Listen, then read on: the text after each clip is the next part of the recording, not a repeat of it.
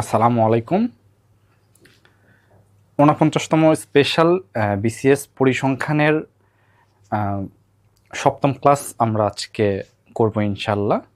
আমরা ইতোমধ্যেই ৬টা ক্লাস সমাপ্ত করেছি এবং আশা করি আপনারা একটু পড়াশোনা করছেন এবং সেখান থেকে যে এক্সামগুলো আমাদের হয় ব্যাখ্যা সহ সেগুলো পড়ছেন। আর যে বইগুলোর লিস্ট আমি আগে দিয়েছি সেগুলোর থেকে একটু পড়াশোনা করবেন। আপনারা পড়াশোনার টেকনিকটা এরকম হবে যে আমাদের যে স্লাইডগুলো থাকবে সেগুলো পড়বেন, ভিডিওটা দেখলেন, পরীক্ষার কোশ্চেনগুলোর ব্যাখ্যা পড়বেন।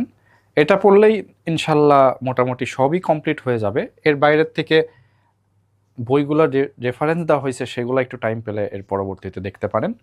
এখন আসলে বইয়ের উপরে তো কোনো কথা নাই, আমাদের বেসিক আলোচনা তো বই থেকেই আসে, কিন্তু টাইমের অভাবে তো আমরা একটু শর্টকাট একটা কোর্স বানাই। তো এখান থেকে সর্বোচ্চ চেষ্টা করতেছে যে যতটা কমন পড়ে এরকমভাবেই ডিজাইনটা করা কোশ্চেন বা ক্লাস সেগুলার। কিন্তু এরপরেও যাদের একটু এগুলো শেষ করতে পারবেন তারা বইগুলো একটু দেখবেন। আর পরীক্ষার্থে দেখা যাচ্ছে এরকম হইতে পারে যে কোনো একটা কিছু টপিক হয়তো ক্লাসে নাই কিন্তু পরীক্ষায় চলে আসলো, এতে ওটা পারলেন না, কিন্তু এমন না যে পারবেনই না, এটা ব্যাখ্যা পরে দেখে নেবেন। কারণ এটা কিন্তু ইচ্ছা করে ডেলিভারিটলি এটা করা হবে। কেননা আমাদের পরীক্ষায় তো 100% কমন মেইন পরীক্ষায় কখনোই পাবেন না। তো ওইটার সাথে একটু খাপ খাওয়ানোর জন্য তো এখানেও এরকম কোশ্চেনই করা উচিত যে 30টাই পারতেছেন তা কিন্তু না, 5-7টা এরকম হবে একটু খুবই কমপ্লেক্স টাইপের, বা মনে হবে যে এটা তো পড়াই নাই। কিন্তু ওই রকম কোশ্চেন লিখে রাখবেন, পরবর্তীতে আমরা হয়তো কোনো সলভ ক্লাস দিলে ওইগুলো একটু আলোচনা করব, বা এর পরবর্তীতে আগের কোনো টপিক সমস্যা থাকলে সেগুলোও আলোচনা করব। এটা সমস্যা নেই, আপনারা জাস্ট যতটুকুই পারেন সেটা ভালো মতো ট্রাই করবেন ভালো করার। আচ্ছা, তো সপ্তম ক্লাসে আমরা যে পরিচয়, এটা একটু পরে হচ্ছে টপিকটা, যেটা হচ্ছে আজকের টপিকটার হচ্ছে probability distribution. Actually probability distribution, সেক্ষেত্রে আমরা যা যা শিখবো এখানে যে র্যান্ডম ভেরিয়েবল বেসিক আইডিয়াটা শিখবো, expected value of a random variable, expected value of x, variance of x, এগুলোর বেসিক আইডিয়া এবং এগুলোর প্রপার্টি এবং শর্ট ম্যাথ, এগুলো কিন্তু ইম্পর্টেন্ট। ছোটো ছোটো ম্যাথ মানে আমাদের এমসিকিউ টাইপ যেহেতু এক্সাম, এখানে কিন্তু ওই বড় আকারে যে ম্যাথগুলো আমরা অনার্স লাইফে রাতের পর রাত কাটায় দিতাম করতে, ওইগুলো কিছুই করতে হবে না। এটা একটা সুবিধা, আমাদের একটু কনসেপচুয়াল শর্ট ম্যাথগুলো একটু শিখতে হবে। মাথায় রাখতে হবে যে কোনো ম্যাথ যদি এরকম আসেও যে খুব বড়, আপনি জানেন পারবেন কিন্তু 10 মিনিট লাগবে, ওটা কিন্তু বাদ দিয়ে দিবেন। আগেও বলছি যে একটা লর্ডসে যখন খেলা হয় সেক্ষেত্রে কিছু বল, এই যে স্টুয়ার্ট ব্রড বা অ্যান্ডারসন যখন সুইং করতো, বাংলাদেশের খেলোয়াড়রা কী করতো, 4 মারতে যাইতো বা 6 মারতে যাইতো, তো ওইটা এস্ট হয়ে আউট হয়ে যাইতো, স্লিপে, থার্ড স্লিপে ক্যাচ। তো পরীক্ষার সময় এমন কিছু কোয়েশ্চেন আসবে ওরকম সুইং বলের মতো। সুইং বল খেলার সবচেয়ে ভালো টেকনিক হচ্ছে ওটা লিপ করে দাও, মানে খেলবেনই না, ঠিক আছে? ওরকম মানে অনেক সময় এরকম হয় না, কোনো একটা মানুষের সাথে কথা বললেই ঝগড়া হবে, তো তখন চুপ করে থাকাই শ্রেয়। তো অনেকটা এরকম যে ওই কোয়েশ্চেনগুলা অ্যান্সার করতে গেলে আপনি ফেল করবেন, এটা অ্যান্সার না করাই শ্রেয়। এটা মাথায় রাখতে হবে, লোভটা সামলাইতে হবে। খুব কমন টপিক থেকে একটা বড় ম্যাথের কোশ্চেন দিয়ে দিল, ওটা লোভ সংবরণ করতে হবে। তো এগুলো আমাদের এই এক্সামগুলো যারা দিচ্ছেন এখানেও কিছু এরকম আসবে, হুট করে একটা বড় ম্যাথ দিয়ে দেওয়া হতে পারে, ওইটা যে অ্যাটেম্প্ট নিতে যাবেন তার কিন্তু আরও 4-5টা কোশ্চেন অ্যান্সারই করার টাইম পাবেন না। তো এই যে স্ট্র্যাটেজিগুলো আমাদের একটু অভিজ্ঞতার আলোকে শিখতে হবে। আচ্ছা, এরপরে পিডিএফ, সিডিএফ, পিএমএফ এগুলা শিখবো। এগুলো ফুল ফর্মটা এখানে লেখা নেই, পরবর্তীতে আমরা শিখবো। এটা জানি, এটা সবাই জানি, probability distribution function, cumulative distribution, probability mass function, sorry probability distribution না, প্রবাবিলিটি ডেন্সিটি ফাংশন প্রথমটা। আচ্ছা, different distributions with example and maths, MCQ for practice. আচ্ছা, প্রথমে আমরা একটু কনসেপ্টটা ডেভেলপ করি।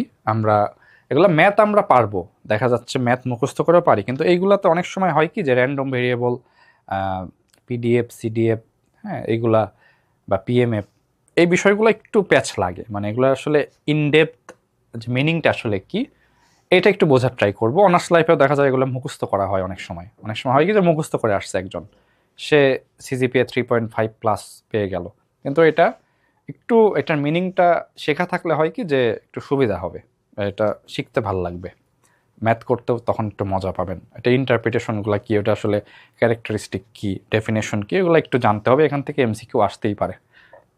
র্যান্ডম ভেরিয়েবলটা কি, যে একটা র্যান্ডম এক্সপেরিমেন্ট করবেন, প্রথমে একটা এক্সপেরিমেন্ট আর র্যান্ডম এক্সপেরিমেন্টের পার্থক্য আগের ক্লাসে বলা হয়েছে, আগের প্রবাবিলিটির যে ক্লাসটা ওখানে বলছিলাম যে এক্সপেরিমেন্টটাকে একটা কন্ট্রোলড এনভায়রনমেন্টে করা হয়, আর র্যান্ডম এক্সপেরিমেন্ট সেক্ষেত্রে কোনো কন্ট্রোলড এনভায়রনমেন্ট না, কিন্তু কন্ট্রোলড এনভায়রনমেন্ট না হলেও এটার আউটপুটটা কি হবে সেটা কিন্তু আমরা জানি। র্যান্ডম এক্সপেরিমেন্ট এবং আউটপুটটা একটা প্যাটার্ন ফলো করে, যে ছক্কা নিক্ষেপ করলেন সেটা এখন 1 আসবে 2 আসবে এগুলো আপনি জানেন না, কিন্তু কোনো না কোনোটা একটা আসবে, এটার প্রবাবিলিটি আমরা জানি, এবং 1000 বার ছক্কা নিক্ষেপ করলে ওইটা একটা প্যাটার্ন ফলো করবে এটা আপনারা জানেন। এরকম টাইপের যে এক্সপেরিমেন্ট সেখানে এখানে কন্ট্রোলড না, ওইটার প্রত্যেকটা পয়েন্ট আসার একটা স্পেসিফিক প্রবাবিলিটি আছে, এবং ইন দ্য লং রান সেটা একটা প্যাটার্ন মেক করবে, এরকম টাইপের যে এক্সপেরিমেন্ট সেটা হচ্ছে র্যান্ডম এক্সপেরিমেন্ট। নর্মাল এক্সপেরিমেন্টে কিন্তু এরকম টাইপের নাও ঘটতে পারে, যে একটা ইঁদুরের উপর একটা ওষুধ পরীক্ষা করলাম, সেটা কিন্তু এরকম 3-4টা ক্যারেক্টারিস্টিক যা কিনা র্যান্ডম এক্সপেরিমেন্ট আমরা দেখতে পাই, ওইখানে কিন্তু আমরা সেটা পাবো না।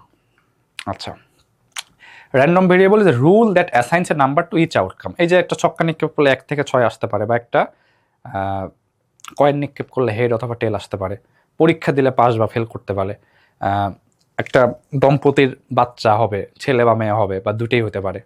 তো এরকম যে আউটকামগুলা, ওইগুলার সাথে একটা নাম্বার অ্যাড করে, সেটাই হচ্ছে র্যান্ডম ভেরিয়েবল, একটা rule that assigns a number to each outcome. আচ্ছা,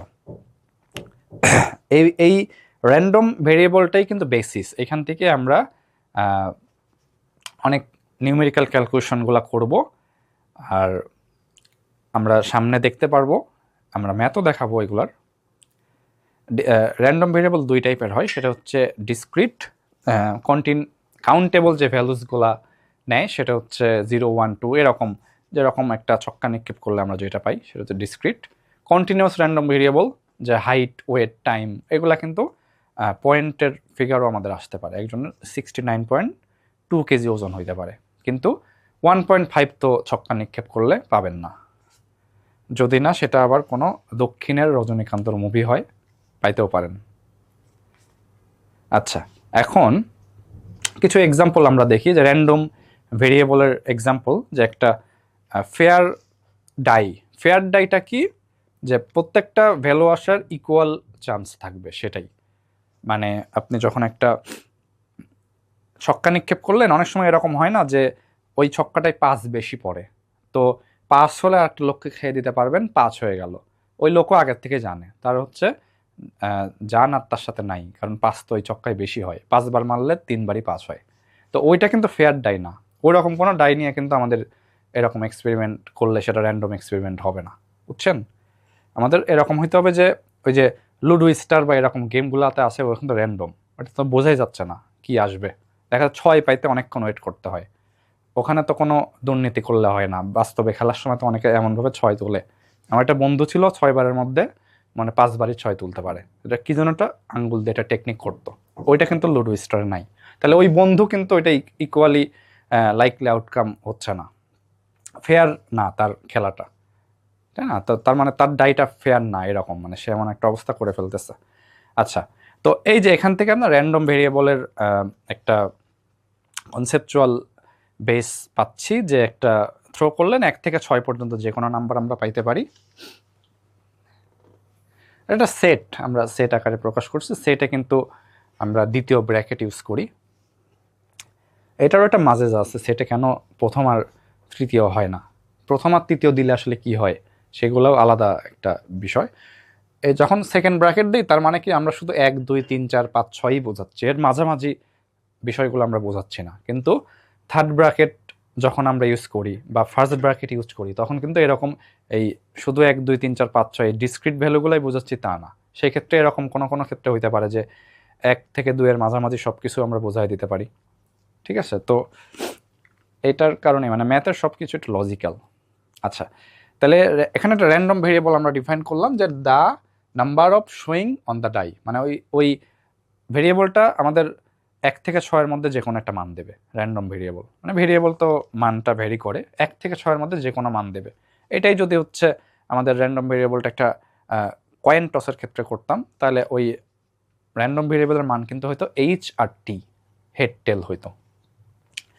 আচ্ছা, তো আরেকটা কন্টিনিউয়াস র্যান্ডম ভেরিয়েবল দেখানো হয়েছে যে measure the time it takes a student to finish A test, মানে একটা পরীক্ষা শেষ করবে কত টাইমে। আচ্ছা, পসিবল আউটকাম কিন্তু এনি রিয়েল নাম্বার হতে পারে, তাই না?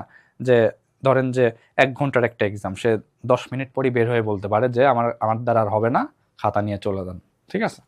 আবার এমন হইতে পারে সে হচ্ছে 1 ঘন্টা পরেও খাতা টানতেছে টিচার, সে দেবেই না, এরকম হইতে পারে না? আবার এরকম হইতে পারে যে 45.2 মিনিটসে সে দিয়ে দিল। তো এরকম যে কোনো মানই যখন হইতে পারে তখন ওইটা কন্টিনিউয়াস র্যান্ডম ভেরিয়েবল বলা হয়। বাংলাদেশ ক্রিকেট টিমের রান, এটা কি ভেরিয়েবল হবে? এটা কন্টিনিউয়াস কি হইতে পারে 252.2 রান করছে, এটা কি হইতে পারে? এটা তো হয় না। তো ওইটা কিন্তু আবার ডিসক্রিট ভেরিয়েবল। কিন্তু খেলোয়াড়দের হাইট, ওইটা কিন্তু কন্টিনিউয়াস, 5 ফিট 9 ইঞ্চি, 5.99 ইঞ্চি, হ্যাঁ, 5.621 ইঞ্চ, এরকম কিন্তু হইতে পারে, তখন ওইটা আবার কন্টিনিউয়াস। তো এই বিষয়গুলো আমরা ভেরিয়েবল অধ্যায় যখন পড়ছেন তখনও কিন্তু এটা জানেন, একটু জাস্ট রিভাইজ হইলো। আচ্ছা, তাহলে এখানে র্যান্ডম ভেরিয়েবলটা একটা ডিফাইন করছি টি দিয়ে, এটা হচ্ছে completion time. T can take any positive real value, negative তো হইতে পারে না। -30 মিনিটে খাতা দেওয়া, এর মানে কি পরীক্ষা শুরু হওয়ার 30 মিনিট আগে খাতা দিয়ে দিচ্ছে? ওটা তো লজিক্যাল না, তাই না? তো expected value of a random variable, random ভেরিয়েবলের এক্সপেক্টেড ভ্যালু, ধরেন যে আমরা একটা ছক্কা নিক্ষেপ করতেছি, 10-12 বার ছক্কা নিক্ষেপ করলাম, তাহলে ওই ছক্কার যে মানগুলো আছে 1 2 3 4 5 6, ওগুলো যে পড়বে ওটা গড়ে কত আমরা পাইতে পারি, এটা এই জিনিসটাই হচ্ছে expected value of a random variable. মানে র্যান্ডম ভেরিয়েবল যেই সব ভ্যালু ইনটেক করতেছে, গ্রহণ করতেছে, তাদের গড়, এটাই হচ্ছে expected value of a random variable. গড় থেকে ওইসব ভ্যালুর পার্থক্যই variance of a random variable, ঠিক আছে? তো এই সহজ একটা বিষয়, এটা আমরা একটু ম্যাথ দিয়ে করব। Expected value of a random variable is like it's long run average. মানে আমরা তো এই পরিসংখ্যানিক গবেষণায় তো আর 5 বার ট্রায়াল করি না, আমরা 1000 বার ট্রায়াল করব, তারপরে ওই ডাটা সেট একটা পাবো, ওইখান থেকে আমরা একটা অ্যানালাইসিস করব, তাই না? তো এই জন্য এটার নাম হচ্ছে লং রান এভারেজ, মানে একদম ভবিষ্যতে অনেকগুলা করার পরে সেটা গড় কত হবে। মানে জাস্ট 5 বার নিক্ষেপ করে একটা গড় পাইলে ওটা তো আমাদের কোনো রিপ্রেজেন্টেশন দেবে না, আমাদের ওইখান থেকে কোনো অ্যানালাইসিস ড্র করলে ওটা তো আর সঠিক অ্যানালাইসিস হবে না, তাই না? ওরকম মানে স্যাম্পল যদি আপনার 2টা নেন, ওই 2টার বেসিসে যদি একটা দেশকে প্রেডিক্ট করেন যে ওই দেশের মানুষ হচ্ছে ইতর, তাই না? বা আরেকটা 2টা লোককে নিয়ে যদি বলেন ওই দেশের মানুষ হচ্ছে কিপটা, ওটা তো বলা যাচ্ছে না। অ্যাটলিস্ট 1000 জনকে নিয়ে গবেষণা করে তারপর বলতে হবে যে একটা দেশ কৃপণ কিনা, একটা দেশ ভদ্র কিনা, তাই না? ওইরকম বিষয়টা। আচ্ছা, তারপরের কথাটা খুব সহজ সুন্দর। ইট tells us what we can expect on average if we repeat an experiment many Times. একটা এক্সপেরিমেন্ট মেনি টাইম রিপিট করলে আমরা কোন ভ্যালু অন এভারেজ পাইতে পারি। এটা discrete random variable x define করা হয়েছে। এখানে পসিবল ভ্যালু x1 x2 এগুলো থাকবে, আমরা এগুলো দেখবই না, আমরা ম্যাথটা দেখি তারপর এখানে আসবো। আমাদের নিউমেরিক্যাল এক্সাম্পলটা বুঝলে আমাদের সূত্রটা বোঝা ইজি হবে। নিউমেরিক্যাল একটা এক্সাম্পল দেখি। 6 sided die, fair 6 sided die, এটা ডিফাইন করা আছে প্রশ্নে। 6 সাইডেড না হয় 10 সাইডেড ডাইও তো হতে পারে, ওইটাও কিন্তু পরীক্ষায় দেখা গেল দিয়ে দিল। তো এই জন্য এটা ডিফাইন করা এভাবে।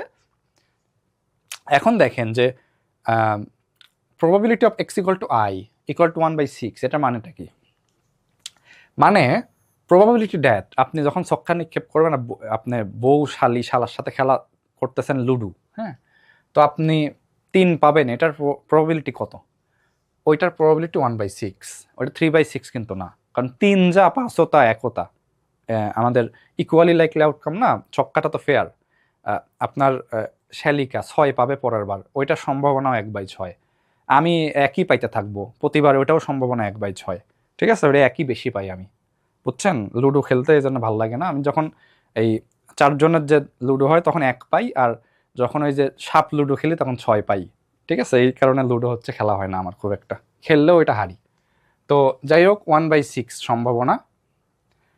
আচ্ছা, এক্সপেক্টেড ভ্যালু অফ এক্সটা কি? এক্সপেক্টেড ভ্যালু অফ এক্সটা কি, যে ওই যেই নাম্বারগুলো আমরা পাবো এবং তার সম্ভাবনার গুণফল সেটার সাম, এবং ওই সামটাই এক্সপেক্টেড ভ্যালু অফ এক্স। দেখেন লজিকটা বোঝার ট্রাই করেন, যে যেই ভ্যালু পাবো তার সাথে যদি প্রবাবিলিটি নেই, ওটাই তো আমাদের একটা এভারেজ দিচ্ছে, তাই না? এভারেজটা তো এটাই আসলে মিন করে। 6 দ্বারা যে ভাগ করছি, তা আমরা এভারেজে কী করি, টোটাল নাম্বার দিয়ে ভাগ করি না?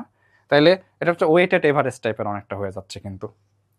তো এখানে কি হচ্ছে যে এক এক তার সাথে 1/6 প্লাস 2 পাবো, সেটাও 1/6, এরকমভাবে প্লাস 6 পাবো, ওইটার সম্ভাবনাও কিন্তু 1/6। ঠিক আছে? তো এই জন্য এটা এভাবে লেখা যায় 1 2 3 4 5 6 এবং 1/6 কেটে আনা হয়েছে, কমন নিয়ে আনা হয়েছে। আর এই সূত্রটা কিন্তু এভাবে ডিফাইন করা যায়। এটা আমরা এক্স পি এক্স এইভাবেও ডিফাইন করতে পারি, এক্সপেক্টেড ভ্যালু অফ এক্স, এটাও কিন্তু করতে পারি, ওটাও সমস্যা নাই। আই, আচ্ছা এখন যদি আমরা সূত্রে যাই সহজে বুঝতে পারবো যে এক্স আই পি আই, এখানে এক্স হচ্ছে ভ্যালু আর পি আই হচ্ছে তার অ্যাসাইন প্রবাবিলিটি। হ্যাঁ, এখন কন্টিনিউয়াসের ক্ষেত্রে সামেশনটা জাস্ট ইন্টিগ্রেশন হয়ে যায়, এটা একটু মাথায় রাখবেন, সামেশনটাই জাস্ট ইন্টিগ্রেশন হয়ে যাবে। আর এখানে কিন্তু probability density function F X আসবে, এফ এক্সটা প্রবাবিলিটি ডেনসিটি ফাংশন, ওই বিষয়টা কিন্তু কন্টিনিউয়াসের ক্ষেত্রে আসবে। আচ্ছা, এক্সপেক্টেড ভ্যালু 3.5, হ্যাঁ, এটার মানে কি, যে আমরা এই খেলা চালায় যাব, আমার কোনোবার 1 আসবে, কোনোবার 3 আসবে, কোনোবার 5 আসবে, তো 100 বার আমি হচ্ছে ছক্কা মারতেই থাকলাম, আমার গড়ে 3.5 করে আসতেছে, এরকম একটা অবস্থা হবে। কিন্তু আমার যে অবস্থা হয়, আমার মানে 1 1.5 আসে আর কি গড়ে। আর কেউ দেখি আমার ওই বন্ধুটা মানে 5, ওর গড় হয়ে যায় 5, হ্যাঁ, মানে সে 6 পায় না হলে 5 পায়, এরকম অবস্থা তার। কোনো সময় দুর্ভাগ্য কমে 4 পায়, আর আমার সৌভাগ্য কমে 4 পাইতে হয়, এরকম একটা অবস্থা। তো ওই বিষয়টা দেখেন 3.5 দিয়ে বোঝায় যে মোটামুটি মিডিয়াম লেভেলের খেলোয়াড়, সে ভালোই খেলোয়াড়, এখানে সে তো 6ও পাইতে পারে, আবার 1ও পাবে, একবার 6 একবার 1 পাইলে তো 3.5 হয়ে গেল। তো যাই হোক, মানে এটা লুডো খেলা দিয়ে এটা বোঝানো হয়েছে, কারণ 6 সাইডেড ডাই তো লুডোর সেট আপের সাথে মেলে। আর এখানে 6 সাইডেড না হয়ে যদি 7 10 অন্যান্য যে কোনো সাইড হইতো, সেক্ষেত্রে এটা ও আচ্ছা না, ওইটা না, একটা শর্টকাট রুল আছে, এই ম্যাথ করার একটা শর্টকাট রুল এখানে আমি দিছি। সেটা কি, যে for a fair die with faces 1 to k, মানে 1 থেকে 6 যদি আমরা চিন্তা করি, এটা 1 থেকে 6, 6 না হয় অন্য যে কোনো সংখ্যা হলে সেটা হচ্ছে কে দ্বারা ডিনোট করা হচ্ছে এখানে। এক্সপেক্টেড ভ্যালু অফ এক্স যেটা হচ্ছে 1/k, 1 ওই মুখের সংখ্যা, কয়টা মুখ, ইন্টু সাম অফ আই। ঠিক আছে, সাম অফ আই মানে হচ্ছে সে হচ্ছে কি ভ্যালু এখানে ইনটেক করতে পারে সেটার যোগফল। এখানে কি ভ্যালু নিতে পারে, 1 2 3 4 5 6, তাই ওইটার সাম হয়েছে ডিভাইডেড বাই 6। এখন এটা যদি ভ্যালু নিতে পারতো এরকম 2 নিতে পারে, 4 নিতে পারে, 6 নিতে পারে, তখন আবার 2 4 6 এরকম যোগ হইতো। ঠিক আছে, আর এটার শর্টকাট রুলটা কি, k + 1/2, এখানে চেক করেন k মানে কি 6 না, তাহলে 6 + 1/2 এক্সপেক্টেড ভ্যালু অফ এক্স। এখন যদি এটা কে দিয়ে তাহলে কি প্রকাশ করা হয়েছে, ফেস মানে 1 থেকে 6 পর্যন্ত নিতে পারে, 1 থেকে 6 পর্যন্ত সে নিতে পারে। এখন যদি 1 থেকে 8 পর্যন্ত নিতে পারতো, 1 থেকে 8 পর্যন্ত নিলে তখন এখানে কিন্তু k + 1, কে তখন 8 হইতো, 8 + 1/2 হইতো, তখন 9 4.5 হইতো। তাহলে এটাই লজিক্যাল না, মানে 6 পর্যন্ত গেলে আমরা গড়ে 3.5 পাবো, 8 পর্যন্ত যদি থাকতো লেখা তাহলে তো গড়ে 4.5 পাইতেই পারি, তাই না? সংখ্যা ওইদিকে বড় হচ্ছে, এখানে গড়টাও বড় হবে, এক্সপেক্টেড ভ্যালু অফ এক্স বড় হবে। তো এই যে এরকম ইএক্স এর ম্যাথ আসতে পারে। আর ইএক্স এর কিছু প্রপার্টি এখানে দেওয়া হয়েছে, যে এক্সপেক্টেড ভ্যালু অফ এক্স এর লিনিয়ারিটি প্রপার্টি, এইগুলো একটু মনে রাখতে হবে এখান থেকে, যেহেতু আমাদের এমসিকিউ কোশ্চেন হবে, এগুলা খুব ইম্পর্টেন্ট। এই ছোটো ছোটো এমসিকিউ কিন্তু এখান থেকে স্যাররাও দিতে ভালোবাসে, আর আপনাদেরও এটা পড়তে হবে, যে একটা কনস্ট্যান্ট যদি থাকে প্লাস আকারে, তখন ওইটাকে সামনে আনা যায়, এটা হচ্ছে লিনিয়ারিটি প্রপার্টি। আচ্ছা, এক্স আর ওয়াই ইন্ডিপেন্ডেন্ট অর নট ওইটা ম্যাটার করে না, এটা ডিপেন্ডেন্ট হোক আর ইন্ডিপেন্ডেন্ট হোক, দুইটা র্যান্ডম ভেরিয়েবল, ওইটা অলওয়েজ বাইরে নিয়ে আমরা গুণ আকারে দেখাই দিব। আচ্ছা, expected value of a constant is equal to that constant, মানে এটা লজিক্যাল না, যে এক্সপেক্টেড ভ্যালু অফ 5, এটা কি 5ই হওয়ার কথা না, কারণ ওর তো 5 ছাড়া আর কোনো কিছু হইতে পারবে না, মানে পাস পাওয়ার মানে পাস হওয়ার সম্ভাবনা কত, পাসই তো, তাই না? মানে পাস পাবো এটা তো না, সম্ভাবনা না। ধরেন একটা সংখ্যা, একটা ভেরিয়েবল আর একটা হচ্ছে কনস্ট্যান্ট। তো ভেরিয়েবল যেটা, ওইটাই তো আমরা এক্সপেক্টেড ভ্যালু বের করি যে এরকম এরকম হইতে পারে, আমরা জানি না কোনটা হবে। কিন্তু যখন একটা কনস্ট্যান্ট থাকে, তো ওটার এক্সপেক্টেড ভ্যালু আর কি, ওই কনস্ট্যান্ট নিজেই তো তার এক্সপেক্টেড ভ্যালু, কারণ তো বলেই দিচ্ছে আমার সংখ্যা এত। আচ্ছা, মাল্টিপ্লাইং বাই এ কনস্ট্যান্ট হলে কনস্ট্যান্টটা আবার ওই যে যোগফলের মতো বাইরে চলে আসে, ঠিক আছে? এটা এটা কিন্তু এখানেই আসে। যখন আমরা এটা গুণ করব, যোগফল যখন আসে না, এটাই যখন গুণ করি তখন কি, ই এ এক্স প্লাস এটার সাথে আবার বি গুণ ই বি এক্স হবে না? তখনই কিন্তু এই যে মাল্টিপ্লাইং বাই কনস্ট্যান্ট রুল। দেখেন ই এক্স এর বদলে এ ই এক্স লিখতে পারি, এ ই এক্স এই যে এখানে যেটা লেখা হয়েছে, প্লাস এই যে এ না হয়ে বি হলে বি ই, আচ্ছা ওয়াই যদি থাকতো সেক্ষেত্রে হচ্ছে বি ই ওয়াই, এটা হচ্ছে ওয়াই, হ্যাঁ সেক্ষেত্রে। মানে যাই হোক, এই মাল্টিপ্লাইং বাই কনস্ট্যান্টটাই কিন্তু লিনিয়ারিটির ওখানে ইউজ হয়েছে।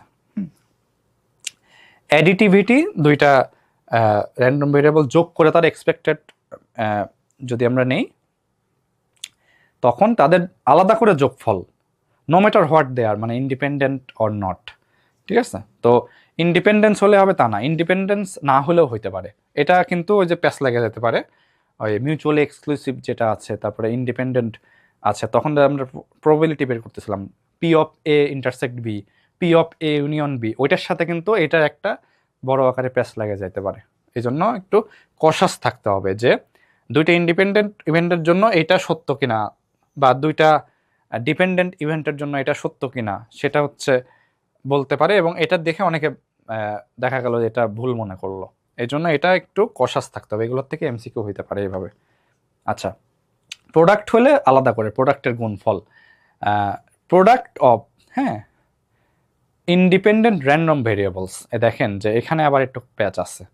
ইন্ডিপেন্ডেন্ট হলেই শুধু expected value of X Y equal to E X into E Y হবে, কিন্তু ওইখানে অ্যাডিটিভিটির ক্ষেত্রে কিন্তু ইন্ডিপেন্ডেন্সের সাথে সম্পর্কিত ছিল না, ঠিক আছে? আচ্ছা, তো এক্সপেক্টেড ভ্যালুর পরে হচ্ছে আমাদের যেটা আছে ভেরিয়েন্স। ভেরিয়েন্সটা কি, ওই যে স্প্রেড আউট, মানে মিন থেকে ওর যে ছড়ানো, কতখানি ছড়ানো, সেটা বোঝানো হচ্ছে ভেরিয়েন্স দিয়ে। Variance measures how spread out of the values of a random variables are from its expected value. আমরা সহজে এটা করতে পারি যে x থেকে ex এর দূরত্ব, ওই দূরত্বগুলো স্কোয়ার করলে তারই এক্সপেকটেশন যদি নেই, সেটাই হচ্ছে ভেরিয়েন্স অফ x বোঝায়। এখন এটাই সহজ করে এখান থেকে এটা লেখা যায়। যারা রিটেন পরীক্ষা দিতেন যদি, তাহলে কিন্তু যে এগুলোও আবার পড়া লাগতো যে এখান থেকে কিভাবে এসব আসে। কিন্তু এখন যেহেতু রিটেন না, এমসিকিউ টাইপ, তো এই যে আমাদের এই যে থিওরেম প্রুভ করার ঝামেলা নাই। এই বিষয়গুলো অনার্স লেভেলে কিন্তু আমাদেরকে অনেক পেইন দিত, অনেকে মুখস্থ করতো, আমিও তার ভিতরে একজন। মাঝে মাঝে অনেক কিছু মুখস্থ করা লাগতো, বুঝতামও অনেক কিছু, আবার অনেক কিছু মুখস্থ করা লাগতো। আবার পরিসংখ্যান এমন একটা বিষয় যে বুঝলেও মুখস্থ টাইপের করে ফেলতে হয়, এরকম আছে না 3-4 পেজের প্রুফ, এটা বুঝলে পরেও একটু মাথায় রাখতে হয় যে কোন স্টেপের পরে কোন স্টেপ হবে, তখন কিন্তু এগুলা অনেক কষ্ট হয়ে যাইতো। তো এমসিকিউ হওয়ার কারণে এই কষ্টগুলা নাই। আচ্ছা, তো তো আমাদের এইটা ম্যাথে ইউজ করব, এই সূত্রটা আমরা ম্যাথে ইউজ করব। স্ট্যান্ডার্ড ডেভিয়েশনটা কি, ভেরিয়েন্স অফ এক্স এর রুট। তো এখন এই যে একটা ফেয়ার, ওই যে আগের ম্যাথের একটা এক্সপ্যানশন, সেখানে একটা ফেয়ার ডাই দেওয়া আছে 1 থেকে 6, তাইলে আসতে পারে। এখানে এক্স এরকম যে চিহ্ন দেওয়া আছে, এটা জানেন যে এক্স এইসব ভ্যালু টেক করতে পারে জন্য ওরকম একটা চিহ্ন দেওয়া হয়েছে। আচ্ছা, প্রবাবিলিটি অফ এক্স 1/6, মানে যে কোনো একটা কিছু 1/6 এটা সম্ভাবনা। এক্সপেক্টেড ভ্যালু অফ এক্স এর ভ্যালু এখানে বের করতে হবে, আগেই আমরা বের করছি 3.5, আমরা এখানে শর্টকাট দিয়েও বের করতে পারবো, ঠিক আছে? আর এখানে দেখেন যে expected value of X square বের করতে হবে, জাস্ট স্কোয়ার করে সাম করতে হবে 6 দ্বারা ভাগ। এখন এই দুইটা ভ্যালু কাজে লাগায় expected value of X square minus E X whole square, এটা মাইনাস এটা, এখন তারপরে মান চলে আসবে। এমন না যে এরকম সংখ্যাই দেবে, আরেকটু সহজ সংখ্যাও দিতে পারে। আচ্ছা, এটা একটা রুল আছে, কিন্তু রুলটা কি, variance of X N square minus 1/12 যখন একটা fair die with faces 1 to n। তো এখানে 6 ফেস ছিল, 6 ফেস থাকার কারণে 6² মাইনাস 1/12 হয়েছে। দেখেন এটাই, এই যে n ইকুয়াল টু 6 হলো এটা যদি 7 ফেস ডাই হইতো তখন 49 7² মাইনাস 1 ডিভাইডেড বাই 12 হইতো। এটা হচ্ছে, এগুলোর কিন্তু প্রুফ থাকে, এগুলো এখন প্রুফ লাগতেছে না, কিন্তু ম্যাথের শর্টকাট হিসাবে আপনারা এগুলা প্রয়োগ করতে পারেন। কারণ এই যে টোটাল এই যে ম্যাথ করলেন দরকারই থাকবে না, কিন্তু এই ডাইসের ম্যাথ আসলে জাস্ট দেখবেন ডাইসের কয়টা সাইড, 1 থেকে 6, ওইটার স্কোয়ার মাইনাস 1 ডিভাইডেড বাই 12। এটাই হচ্ছে একটা শর্টকাট রুল। এটা কিন্তু হ্যান্ডি, ইএক্স এর ক্ষেত্রে যে একটা হ্যান্ডি রুল ছিল এখানে, সেখানে ভিএক্স এর ক্ষেত্রেও কিন্তু খুবই হ্যান্ডি রুল। এটা ম্যাথে কিন্তু এগুলো আসলে এই রুলগুলো আপনারা ইউজ করবেন, শর্টকাটে হয়ে যাবে। আচ্ছা, এখানে প্রপার্টিস অফ ভেরিয়েন্স, প্রথমে সংজ্ঞাগত যে ডেফিনেশন থেকে আমরা এটা পাইছি, variance of X greater equal 0, এটা 0 সমান বা বড় হবে ভেরিয়েন্সটা। Variance of C equal to 0, এটাই তো হওয়া উচিত, কারণ ভেরিয়েবল থাকলে তার ভেরিয়েবিলিটি থাকে, কনস্ট্যান্টের তো কোনো ভেরিয়েবিলিটি নাই, তাহলে ভেরিয়েবিলিটি অফ এ কনস্ট্যান্ট বা variance of a constant equal to 0 হওয়া উচিত, তাই হয়েছে এবং সেটাই হয়। স্কেলিং প্রপার্টি কি বলে, variance of X equal two A square variance of x, মানে একটা কনস্ট্যান্ট যদি ভিতরে থাকে তার ভেরিয়েন্স নেই, তখন ওই কনস্ট্যান্টটা বাইরে চলে আসে, ওটা স্কোয়ার হয়ে যায়, স্কেলিং প্রপার্টি বলা হয়। মানে এ হয়ে গেল এ স্কোয়ার, যদি মাঝখানে এ স্কোয়ার থাকতো তাহলে কিন্তু a⁴ হয়ে যাইতো, মানে স্কোয়ার হিসাবে চলে আসে বাইরে। এটাই হচ্ছে scaling property. Shifting property, variance of X plus C, C তো 0, তাহলে এটা সহজ, ভেরিয়েন্স অফ এক্স যা variance of X plus C একই কথা। আচ্ছা, adding a constant does not change variance, এগুলো কিন্তু একটু মুখস্থ করে রাখতে হবে, বুঝতে হবে, মুখস্থ করতে হবে। এখান থেকে খুব সুন্দর সুন্দর এমসিকিউ করা যায়, ছোট ছোট ম্যাথ দেওয়া যায় বা সরাসরি এটাও চলে আসে। Variance of sum of two random variables, এখন এই যে যখন ভেরিয়েন্সের যোগফল আমরা যখন এক্সপেক্টেড ভ্যালুর ক্ষেত্রে করছিলাম, ই এক্স প্লাস ওয়াই, জাস্ট ওই দুইটাই গুণ হয়েছিল, কিন্তু ভেরিয়েন্সের ক্ষেত্রে তা না, এখানে কোভেরিয়েন্স চলে আসবে, 2 into covariance of X Y, এইটাও চলে আসবে কিন্তু যখন আমরা র্যান্ডম ভেরিয়েবল ভেরিয়েন্স বের করব। এখন ইন্ডিপেন্ডেন্ট যদি হয় সেই ক্ষেত্রে কিন্তু আবার ওটা আসবে না, মানে কোভেরিয়েশন নাই, এক্স আর ওয়াই এর ভিতরে কোনো কোভেরিয়েশন নাই, মানে ওটা হচ্ছে ইন্ডিপেন্ডেন্ট। দুটা র্যান্ডম ভেরিয়েবল ইন্ডিপেন্ডেন্ট হইলে covariance of X Y equal to 0 হবে, সেক্ষেত্রে এটা তখন 0 হয়ে যাবে, ইন্ডিপেন্ডেন্ট হলে তখন জাস্ট এইটুকু থাকবে। এটাই হচ্ছে একটা আমাদের প্রপার্টি, যেটা কিনা খুবই ইম্পর্টেন্ট একটা প্রপার্টি। মানে এখানে যে প্রপার্টি ডেফিনেশন, ছোট ছোট ম্যাথ এখন পর্যন্ত যা হলো, এগুলো কিন্তু খুবই দরকারি। মানে এমন না যে জাস্ট কঠিন ডিস্ট্রিবিউশনের ম্যাথ এখন আসবে, তা কিন্তু না, এটা ছোট ছোট জায়গা থেকে আমাদের অনেক কনসেপচুয়াল বিষয়গুলো কিন্তু আসতে পারে। আচ্ছা, এখন যা যা শিখলাম তার বেসিসে কয়েকটা ম্যাথ যদি আমরা একটু দেখি, আমরা এক্সপেক্টেড ভ্যালু অফ এক্স একটা মান দেওয়া, আর define Y equal to 2x plus 3, মানে এক্সপেক্টেড ভ্যালু অফ ওয়াই বের করতে বলছে। ডিফাইন ওয়াই এবং expected value of Y equal to what, ঠিক আছে, এটা ধরেন কোশ্চেনে আছে। তো এখানে এক্সপেক্টেড ভ্যালু ওয়াই এর জায়গা আমরা এটা লিখে ফেলবো। আমরা কি জানি, যখন একটা কনস্ট্যান্ট থাকে ওটা বাইরে গুণ আকারে চলে আসে না, দেখেন এই 2টাই কিন্তু বাইরে গুণ আকারে চলে আসছে এখানে, ঠিক আছে। আর এক্সপেক্টেড ভ্যালু অফ 3 যে 3 হয়, এটাও কিন্তু আমরা শিখছি। দেখেন এইখানে অনেকগুলো সূত্রের প্রয়োগ আছে কিন্তু, যে প্রথমে আমরা শিখছিলাম না যে ই এক্স প্লাস ওয়াই, এটা মানে কি E X plus E Y, তাই কিন্তু হয়েছে প্রথমে ই এক্স, এটা টোটাল যদি এক্স চিন্তা করেন, X plus Y equal to কি E X plus E Y, তাহলে এখানে মানটা বসায় দেই, এক্সের জায়গা 2x আর ওয়াইয়ের জায়গা 3, তাহলে এখানে এটা কি হবে, expected value of 2x plus expected value of 3। এখন এক্সপেক্টেড ভ্যালু অফ 2x, ওই 2টা বাইরে চলে আসে, 2 of expected value of x plus আমরা এটাও দেখছি আরেকটা জায়গায় যে E3 ইকুয়াল টু 3 হবে, expected value of a constant equal to ওই কনস্ট্যান্ট। তাহলে এইটাই দেখেন আমরা পাইছি, এটা কীভাবে পাইলাম, এই যে এখানে কিন্তু একটা ব্যাখ্যা আমরা তার করালাম, মানে ওইখানে যে প্রপার্টি থেকে আমরা ইজিলি আমরা পাইতে পারি। এখন EX এর মানটা কিন্তু দেওয়া, মানটা বের করে এটা বসায় দিলেই শেষ।